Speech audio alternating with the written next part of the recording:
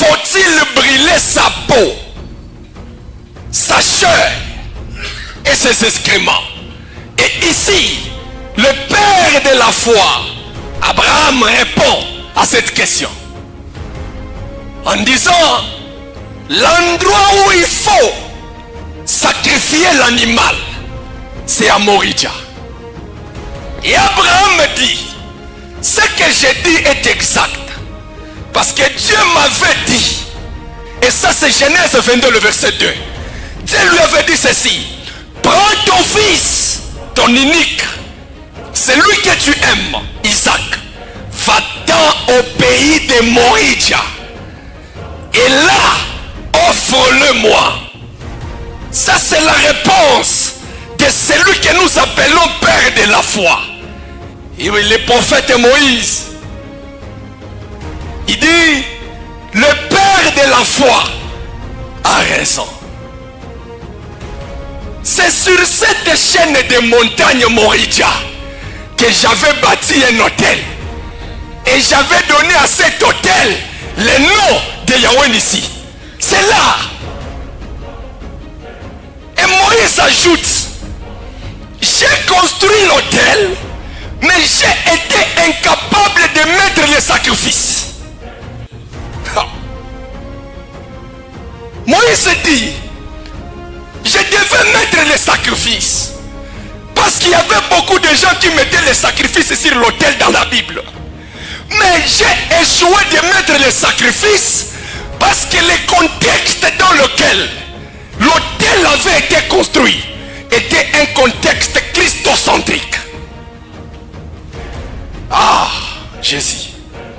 Moïse dit, c'était un contexte christocentrique. Écoutez les éléments christocentriques du contexte. Pour vaincre Amalek, Moïse doit élever ses mains et mettre les mains en haut, c'est le signe de la croix. C'est un contexte qui parle de Jésus. Là où il est question de Jésus, l'homme n'a aucun pouvoir de mettre les sacrifices. Dieu lui-même se suffit pour mettre les sacrifices sur l'autel.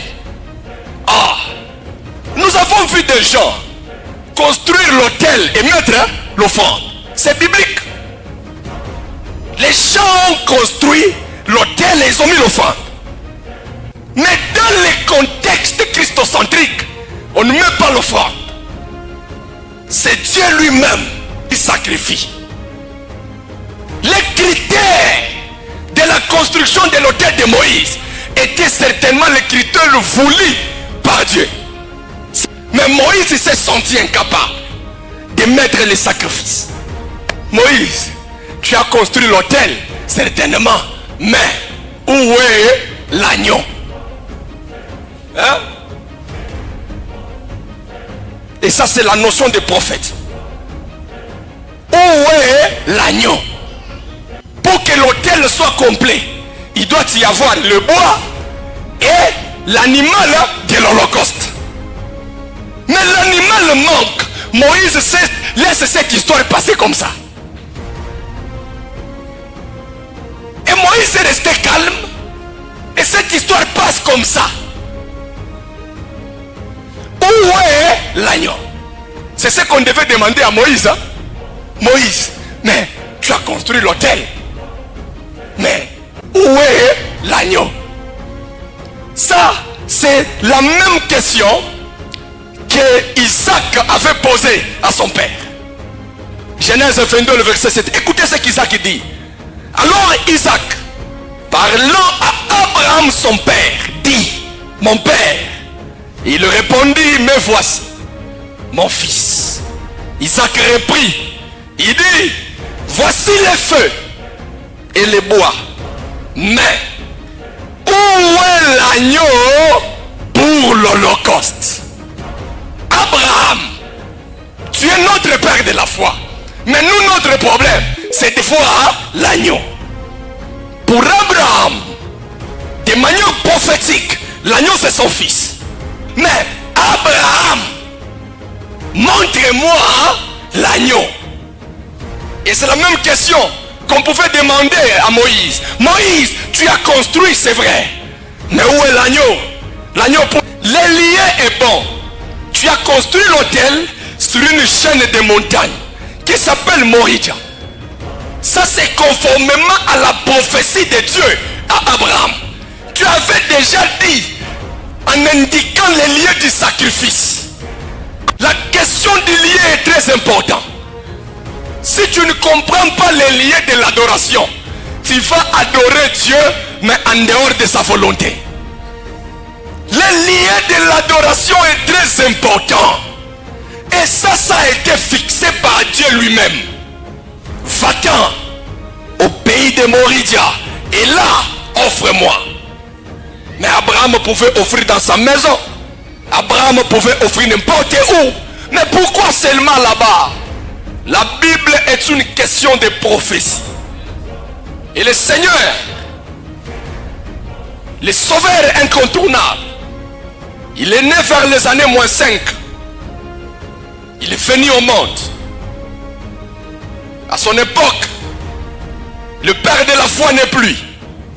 Le grand prophète Moïse n'est plus.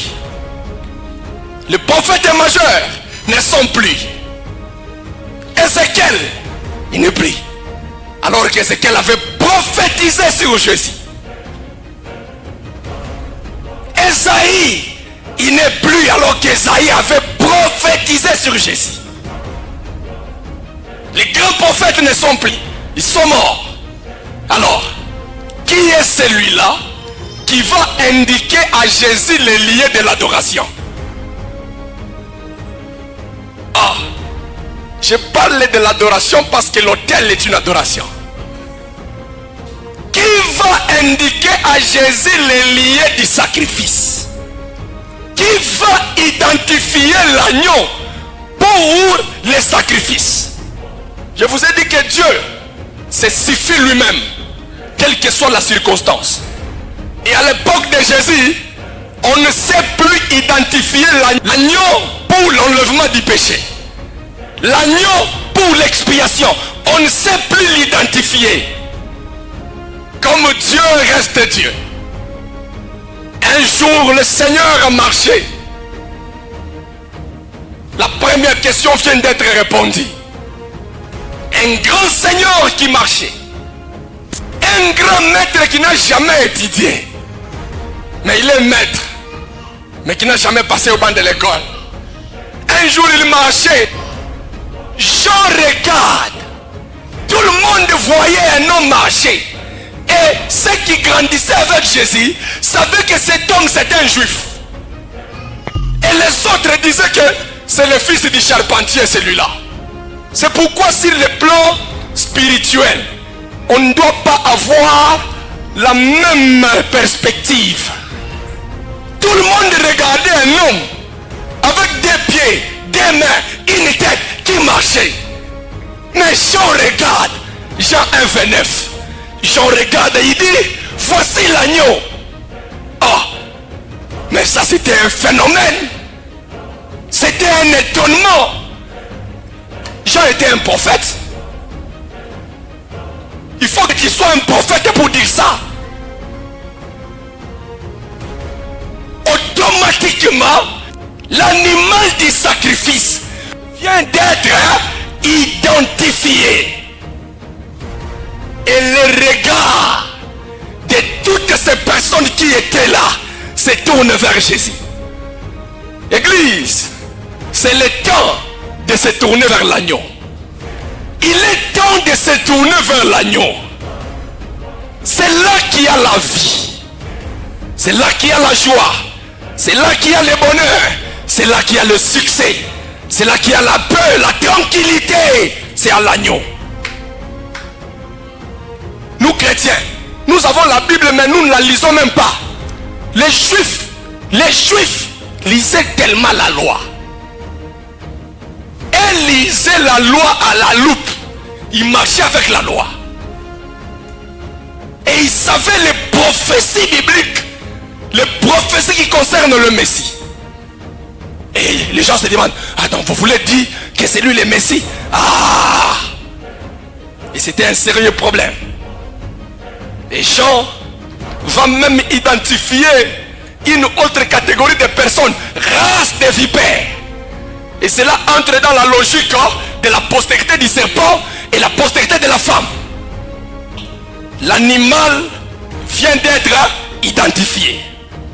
Alors le problème c'est les lier. Qui l'indiquera les lier? Jésus n'a jamais dit que je dois être crucifié à Golgotha. Ça il n'a jamais dit. Comme Dieu est tellement souverain, il va se servir des païens, il va se servir des religieux afin que sa parole soit accomplie.